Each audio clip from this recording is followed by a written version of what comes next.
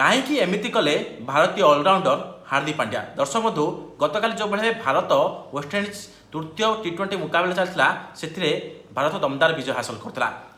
मुख्य भूमिका थिला सूर्य कुमार यादव, तिलक वर्मा और कुलदीप यादव।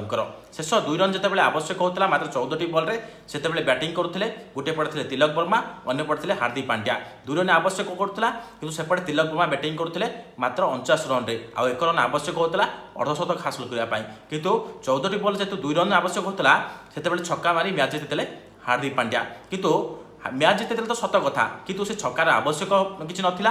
एपटे तिलक वर्मा 50 रन आवश्यक, 1 रन आवश्यक होता जेहतु 49 रन बैटिंग करते किंतु हार्दिक पांड्या निज सेल्फिशनेस से छक्का मारी मैच जीते। परवर्ती समय सोशल मीडिया रे भर्सनार शिकार होगा पड़ी कहीं तिलक कुमार डेब्यूटांट थे से 50 रन मारी गोटे रेकर्ड अधिकारी हो पारते किंतु हार्दिक पांड्या करने किंतु कैप्टेन थे तेणु सोशल मीडिया रे भर्सना